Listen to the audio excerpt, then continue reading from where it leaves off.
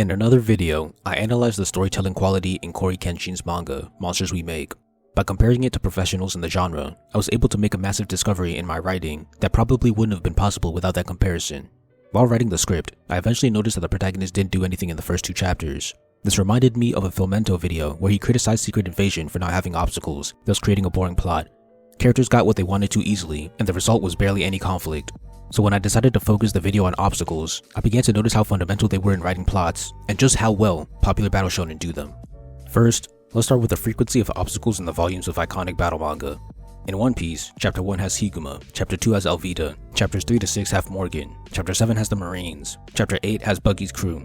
Now Naruto, Chapter 1 has Mizuki, 2 has Ebisu, 3 has Sasuke, 4 introduces Kakashi, who becomes the obstacle for the rest of the volume. Now Bleach, 1 has Fishbone D, 2 has Another Hollow, 3 to 6 has Acid Wire, 7 starts off Shrieker. Now Fairy Tail, 1 has Bora, 2 and 3 have Vulcan, 4 starts the next journey, which will have Everloo as the obstacle. Now Hero, 1 has the villain, 2 has the training, 3 has the exam, 4 builds up to the quirk test in 5 and 6, 7 builds up to the battle trial. Finally, Black Clover, 1 has Revchi, 2 and 3 have Seke in the exam, 4 has Magna, 5 has Noel, 6 and 7 have the Ice Mages. In these first volumes, basically every chapter has a new obstacle. Each obstacle lasts about 1 to 3 chapters, but they start to get longer after the story has grabbed your attention. The second important thing is how all of these obstacles are written. Almost all of them have power dynamic reversals, where it feels like the hero is about to lose, but then they turn it around in an instant and claim victory. They make the fight against the obstacle more interesting. Some of these obstacles are enhanced by the stakes. Kakashi and Eraserhead both threaten expulsion if the heroes fail their fight. In Bleach, losing any fight would mean death for innocents and the heroes. Some of these manga make the fights against their obstacles more interesting with good tactics. Naruto and Sasuke both tried out deceptive plays to defeat Kakashi, but were outclassed. Deku used his quirk only in his finger to solve Eraserhead's restriction. Also used the flat side of his sword to deflect Magna's fireball. The group of 3 also used great teamwork against the Ice Mages. So in just their first volumes, these battle manga combine obstacles, reversals, stakes, and tactics at nearly maximum efficiency. The understanding of the subtle fundamental writing techniques is brilliant in these stories. You might not be aware of them, but it's why these chapters are so great. This level of writing skill is not normal in manga, anime, or any story. This is why I say that the battle genre is the best written genre in all of anime. No other genre is showing this level of skill consistently. If you want to write battle manga, do it like them. If you're writing in a different genre, there's still plenty to learn. When I say fight, I don't always mean fists and magic. I mean an attempt to overcome an obstacle. In my Death Note video, I showed how even conversations could be turned into fights that use reversals, stakes, and tactics. Find what type of obstacles are common in your genre and practice how to write good reversals in the confrontations with those obstacles.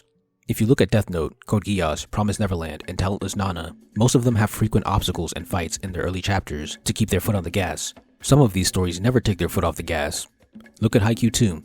Instead of diving into a long match, it starts with short matches, training, and 3v3s. Once it has your attention, then it can move into a 6v6 long match. You don't have to do short fights at the start of your story. You can jump right into long fights, but you have to increase the frequency of the reversals to compete with the engagement of short fights. In conclusion, Cory's manga allowed me to connect all of these dots and gain a deeper understanding of storytelling fundamentals. And remember, the battle genre is the best genre in manga and anime. Do not underestimate the writing skills that they have just because they're aimed at teens.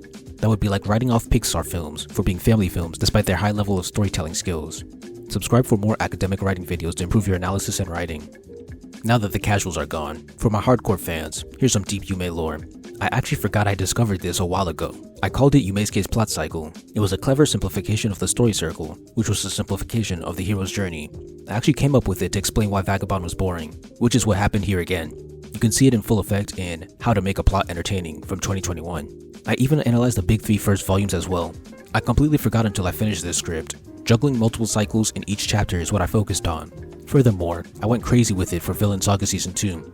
I even used Death Note as an example, which I recently covered.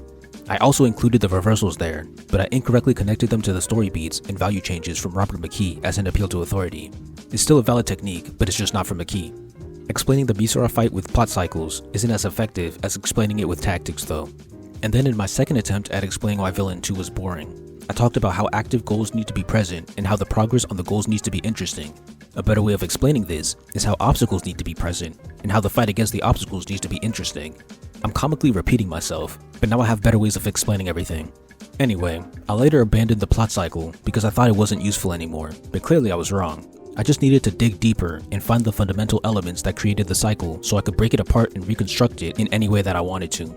The idea at the core was that the protagonist had to be fighting an obstacle, and that fight had to be interesting.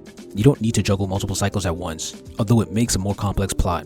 My analysis on AOT's ending is a good example of complex plot cycles. The moral of the story is to always dig deeper into your research. Even when you think you've hit gold, dig until you understand it on an atomic level.